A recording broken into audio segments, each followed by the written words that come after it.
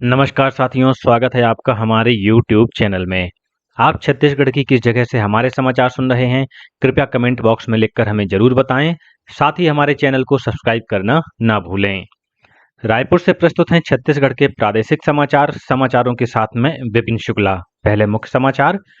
सुकमा जिले में कल माओवादियों द्वारा लगाई गई आईईडी की चपेट में आने से अतिरिक्त पुलिस अधीक्षक आकाश राव गिरपुंजे शहीद, 2 अन्य पुलिस अधिकारी हुए घायल। प्रधानमंत्री ने कहा कि एनडीए सरकार सबका साथ, सबका विकास, सबका विश्वास और सबका प्रयास के मंत्र के साथ तेजी से बड़े पैमाने पर और संवेदनशीलता के साथ आधारभूत बदलाव ला रही है। आईआईएम नवा रायपुर में प्रदेश के मंत्रिमंडल के सदस्यों के लिए आयोजित 2 दिवसीय चिंतन शिविर का कल हुआ समापन। और मौसम विभाग के अनुसार 11 जून के बाद तापमान में कमी के साथ ही प्रदेश में वर्षा की गतिविधियां बढ़ेंगी। अब समाचार विस्तार से। सुकमा जिले में कल सुबह कोंटा एर्राबोर मार्ग पर डोंडरा के पास आईईडी विस्फोट की चपेट में आने से अतिरिक्त पुलिस अधीक्षक आकाश राव गिरपुंजे शहीद हो गए। मिली जानकारी के अनुसार माओवादियों द्वारा वाहन जलाने की घटना की जांच के लिए कोंटा के अतिरिक्त पुलिस अधीक्षक आकाश राव, उप पुलिस अधीक्षक भानु प्रताप चंद्राकर, निरीक्षक सोनल गवला और अन्य जवानों के साथ पैदल सर्चिंग के लिए निकले थे। इसी दौरान माओवादियों द्वारा पहले से लगाए गए आईईडी में विस्फोट हो गया, जिसमें पुलिस बल के अधिकारी घायल हो गए। सभी घायलों को प्रारंभिक उपचार के लिए कोंटा स्थित अस्पताल लाया गया, जहां इलाज के दौरान आकाश राव की मृत्यु हो गई।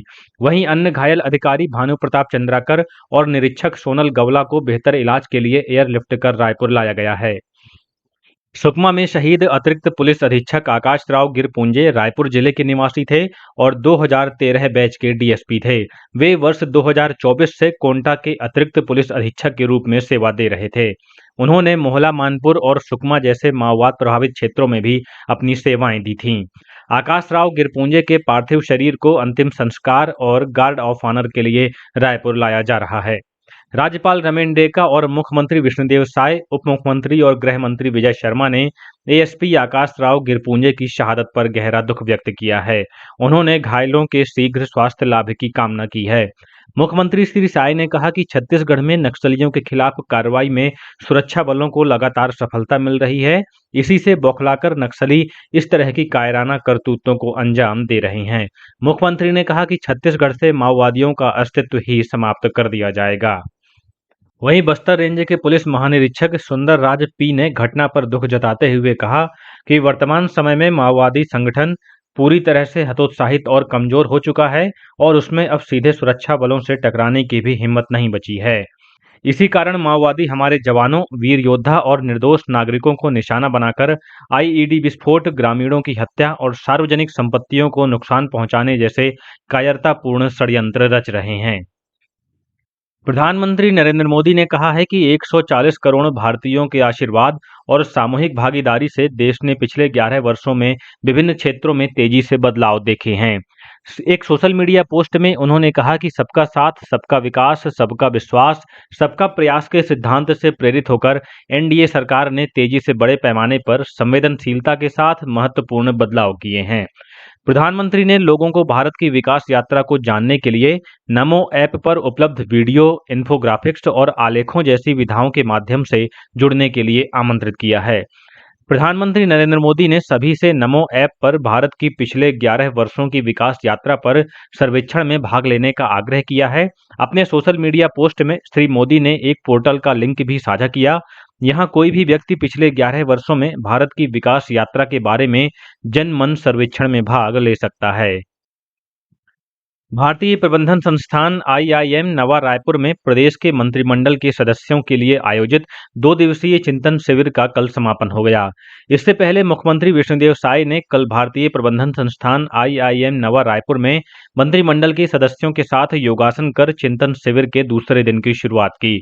उन्होंने योग को स्वस्थ जीवन शैली का आधार बताते हुए कहा कि योग न केवल शरीर को स्वस्थ रखता है, बल्कि मन को भी शांत करता है और हमें प्रकृति के अधिक समीप लाता है। ये योगाभ्यास न केवल एक प्रेरणादायक पहल थी, बल्कि प्रदेश में स्वास्थ्य और संतुलित जीवन शैली को प्रोत्साहित करने का भी सशक्त संदेश था। इस चिंतन शिविर में सुशासन और कुशल नेतृत्व पर विस्तृत चर्चा की गई। विकसित कृषि संकल्प अभियान के तहत इन दिनों छत्तीसगढ़ में विभिन्न स्थानों पर कृषि वैज्ञानिकों की टीम किसानों से सीधा संवाद कर रही है। रायपुर स्थित इंदिरा गांधी कृषि विश्वविद्यालय के कृषि वैज्ञानिक मनोज कुमार साहू ने बताया कि विकसित कृषि संकल्प अभियान के तहत कृषि वैज्ञानिकों की टीम कल रायपुर जिले के ग्राम पथरी पहुंची, जहां किसानों को खरीफ फसल के उत्पादन से संबंधित नई जानकारी और नवाचारों के बारे में बताया गया। विकसित कृषि संकल्प अभियान के तहत रायपुर स्थित राष्ट्रीय जैविक तनाव प्रबंधन संस्थान ICAR और NIBSM द्वारा छत्तीसगढ़ के विभिन्न जिलों में व्यापक फील्ड आउटरीच कार्यक्रम आयोजित किए गए। इस दौरान कृषि वैज्ञानिक डॉक्टर सौम्या दास और डॉक्टर P मोवेंथन सहित वैज्ञानिकों की टीम ने रायपुर और दुर्ग समेत कई जिलों में किसानों के लिए प्रशिक्षण, किसान मेला, संवाद कार्यक्रम और जागरूकता शिविरों में भाग लिया। भारतीय सेना 26वें कारगिल विजय दिवस के उपलक्ष्य में स्मरणोत्सव कार्यक्रमों की श्रृंखला शुरू करेगी। 26 जुलाई तक चलने वाले इस कार्यक्रम में राष्ट्र की सीमाओं की रक्षा करने वाले नायकों की अदम्य सेवा, बलिदान और साहस का सम्मान किया जाएगा। सेना के अनुसार इस वर्ष के कार्यक्रम में स्थानीय समुदायों को शामिल करने और युद्ध नायकों की यादों को सम्मानित करने और युद्ध के महत्वपूर्ण ऑपरेशन और कार्यक्रम का विशेष संगम देखने को मिलेगा। इस सप्ताह से शुरू होने वाले एक विशेष अभियान में कारगिल युद्ध में सर्वोच्च बलिदान देने वाले युद्ध नायकों के परिजनों को सम्मानित किया जाएगा। इस अभियान में 545 परिजनों को उनके निवास स्थान पर सम्मानित किया जाएगा। सेना के जवानों का एक दल आभार पत्रों के साथ 25 राज्यों, 2 केंद्र शासित प्रदेशों और नेपाल का दौरा करेगा। गौरतलब है कि हर साल 26 जुलाई को कारगिल विजय दिवस मनाया जाता है। वर्ष 1999 में इसी दिन भारत ने पाकिस्तानी घुसपैठियों से रणनीतिक ऊंचाइयों को पुनः प्राप्त करते हुए ऑपरेशन विजय को सफलतापूर्वक पूरा किया था। कारगिल युद्ध मजबूत राजनीतिक, सैन्य और कूटनीतिक कार्रवाइयों की गाथा है। भगवान बिरसा मुंडा की 125वीं पुण्यतिथि के अवसर पर कल प्रधानमंत्री नरेंद्र मोदी ने उन्हें श्रद्धांजलि अर्पित की। भगवान बिरसा मुंडा को धरती आबा के नाम से भी जाना जाता है। बिरसा मुंडा ने शोषणकारी औपनिवेशिक व्यवस्था के खिलाफ आंदोलन का नेतृत्व किया और जनजातीय समुदायों के अधिकारों तथा सम्मान के लिए लड़ाई लड़ी। वहीं मुख्यमंत्री विष्णुदेव साय ने भी भगवान बिरसा मुंडा की पुण्यतिथि पर उन्हें विनम्र श्रद्धांजलि अर्पित की। चक्रधर सम्मान से सम्मानित और कला गुरु वेदमणि सिंह ठाकुर का कल निधन हो गया। वे 97 वर्ष के थे। उन्होंने रायगढ़ के हायर सेकेंडरी स्कूल में शिक्षकीय कार्य भी किया। श्री ठाकुर ने इलाहाबाद, दिल्ली, मुंबई, कोलकाता, भुवनेश्वर, नागपुर और उज्जैन जैसे बड़े शहरों में अपनी प्रस्तुतियां दी। मुख्यमंत्री विष्णुदेव साय ने वेदमणि सिंह ठाकुर के निधन पर दुख जताते हुए कहा कि रायगढ़ की सांस्कृतिक राजधानी की प्रतिष्ठा को संजोए रखने में उनका योगदान अविस्मरणीय है। उनकी कला, साधना और व्यक्तित्व की छाया देश के सांस्कृतिक जीवन में सदैव बनी रहेगी। छत्तीसगढ़ व्यापम द्वारा छत्तीसगढ़ आबकारी विभाग के आरक्षक के रिक्त पदों पर लिखित भर्ती परीक्षा के लिए ऑनलाइन आवेदन 4 जून से शुरू हो गए हैं। मिली जानकारी के अनुसार उक्त पद के लिए 27 जुलाई को परीक्षा आयोजित की जाएगी। आबकारी आरक्षक परीक्षा हेतु ऑनलाइन आवेदन पत्र भरने की अंतिम तिथि 27 जून को शाम 5 बजे तक निर्धारित की गई है। उक्त आवेदन पत्र के त्रुटि सुधार हेतु आवेदन करने की तिथि 28 जून से 30 जून है। छत्तीसगढ़ शासन के नियमानुसार छत्तीसगढ़ राज्य के स्थानीय निवासी अभ्यर्थी जो परीक्षा में उपस्थित होते हैं, उनका परीक्षा शुल्क व्यापम द्वारा वापस कर दिया जाएगा। परीक्षा शुल्क उसी बैंक खाता में वापस किया जाएगा जिस बैंक खाता से अभ्यर्थी ने ऑनलाइन आवेदन परीक्षा शुल्क का भुगतान किया है।